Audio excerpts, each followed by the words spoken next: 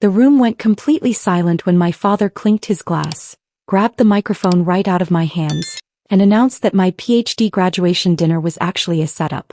I was standing there in my black gown, diploma on the table, while my dad shoved a velvet ring box into my sister Chloe's boyfriend's hands and demanded he get down on one knee right then and there.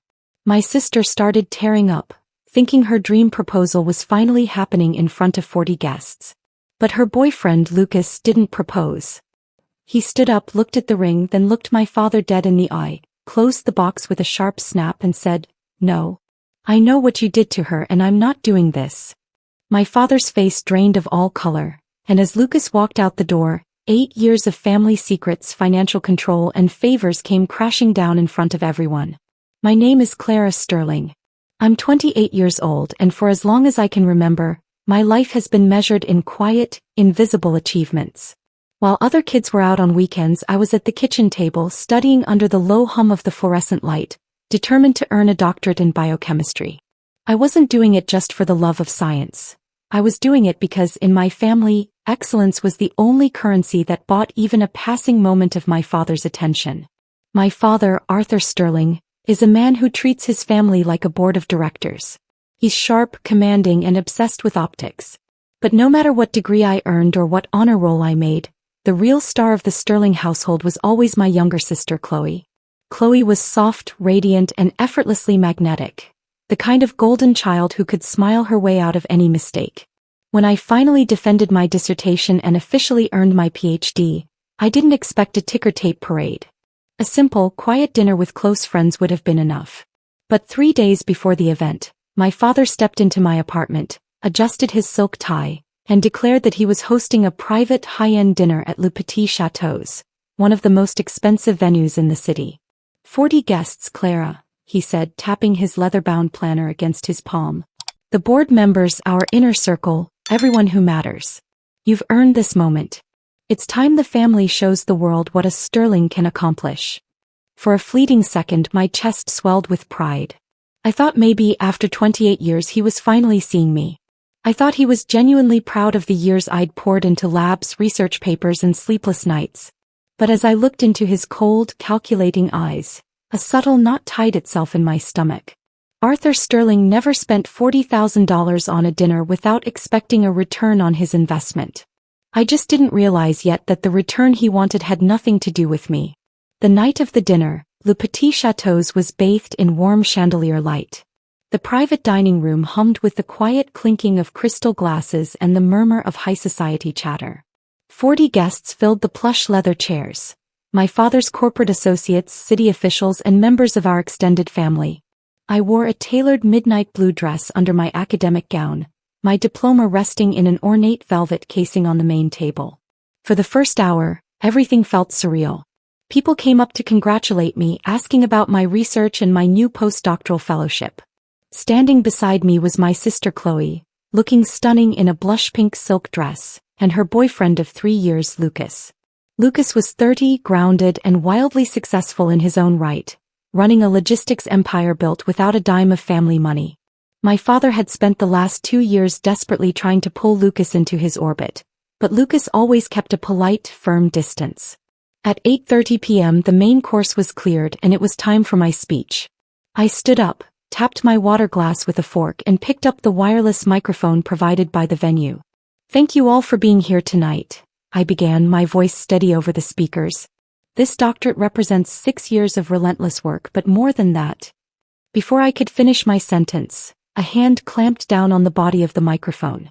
I blinked in shock. My father was standing right beside me. Without looking at me, he pulled the mic out of my grip and adjusted his lapels. "Thank you, Clara," Arthur said, his voice booming effortlessly through the room. "We are all tremendously proud of your little academic milestone.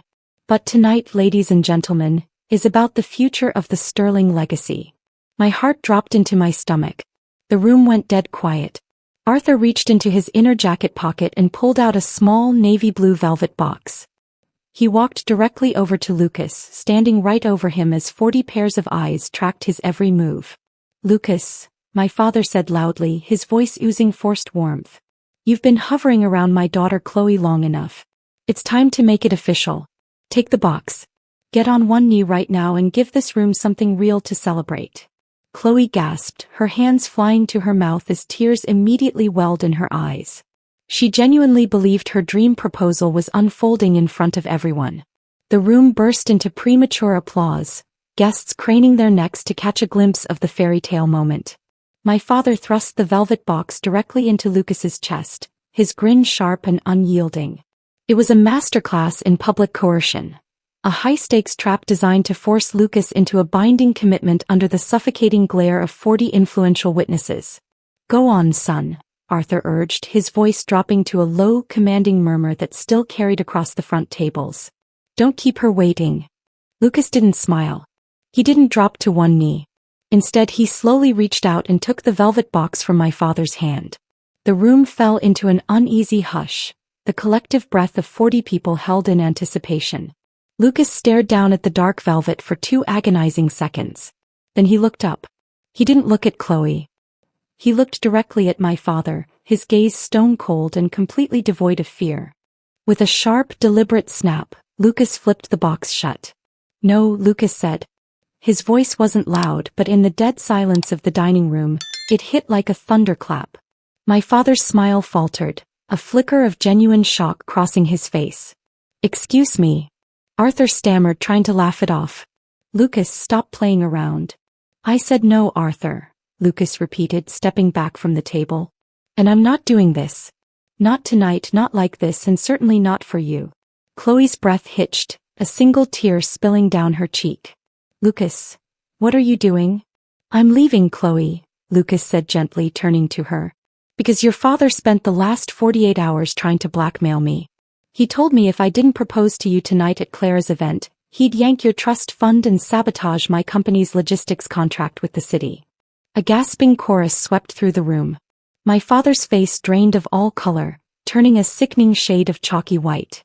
You think you can buy my loyalty and control your daughters with cheap parlor tricks? Lucas continued, staring Arthur down. I know what you did to her, Arthur. I know about the missing funds, and I know you're using this marriage to cover your own financial ruin. Before my father could formulate a defense, Lucas turned on his heel and walked out the glass doors, leaving 40 stunned guests in total, paralyzed silence. The silence that followed Lucas's exit was absolute. The 40 guests sat frozen, their eyes darting between the empty doorway and my father, whose hands were visibly shaking as he tried to adjust his cuff links. The event is over, Arthur spat, his voice tight and breathless. Everyone out. Now. As the guests filed out in a flurry of hushed whispers and awkward glances, Chloe buried her face in her hands and sobbed uncontrollably. My mother just sat there, staring blankly at her folded napkin, as if 30 years of denial had finally caught up to her in a single evening. I didn't leave. I stood at the head of the ruined table, my academic gown feeling heavier than ever. What did he mean, Dad? I asked, my voice dangerously calm. What missing funds? Arthur whirled around, his eyes wild. You don't know what you're talking about, Clara. Keep out of this. No, Chloe sobbed, pulling her hands away from her tear-streaked face. Tell us, Dad. Is that why you insisted on controlling my inheritance? Is that why you were so obsessed with me marrying Lucas? The truth spilled out in jagged, ugly pieces over the next 20 minutes. My father hadn't built a thriving empire. He'd built a massive house of cards. Over the last 5 years, 3 of his major investments had collapsed. To keep up the illusion of wealth, he had quietly siphoned money from Chloe's trust fund, the money left to her by our late grandmother, and used his position to manipulate local contracts. He needed Lucas's family capital and logistics firm to bail him out before the upcoming tax audit exposed him. He hadn't thrown this $40,000 dinner to celebrate my doctorate. He'd thrown it to trap Lucas into a public engagement, using my long-awaited night of recognition as nothing more than an expensive smoke screen. Chloe looked at our father like she was seeing a stranger for the very first time. She realized Lucas hadn't walked away because he didn't love her. He'd walked away because he refused to let Arthur blackmail him into a union built on fraud. For 28 years I thought my father saw me as invisible. But standing in that silent room, I realized the truth was far worse. To Arthur Sterling, neither of his daughters were people. We were just leverage. The next morning, Chloe and I met at a quiet diner 3 blocks from my apartment. She looked exhausted, her eyes swollen, but for the first time in her life, there was a sharp, clear resolve in her posture. She had called a lawyer at dawn to freeze what was left of her trust fund and initiate an independent forensic audit of our father's accounts. I called Lucas, Chloe whispered, clutching her coffee mug with both hands. He didn't want to hurt me, Clara.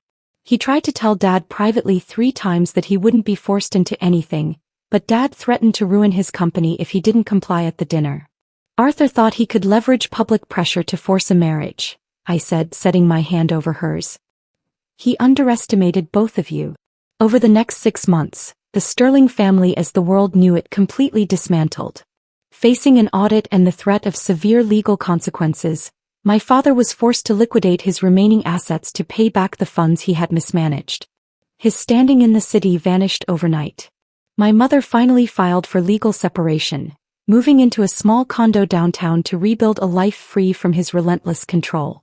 As for me, I accepted a prestigious senior research role at a leading biotechnology institute, a position earned strictly through my own merit, hard work, and years of sacrifice. My diploma now hangs on the wall of my new office, not as a badge of my father's approval, but as a reminder of my own resilience. Chloe and Lucas didn't rush back into marriage. They stepped back, set healthy boundaries, and started rebuilding their relationship on their own terms, far away from my father's toxic influence. Standing on the balcony of my new apartment, looking out at the city skyline, I finally felt a deep sense of peace. For 28 years, I thought I was searching for my father's validation. But in the end, breaking free from his web of lies showed me that true success isn't about standing in someone else's spotlight. It's about having the courage to step out into your own light, speak your truth, and live a life that is entirely, authentically your own.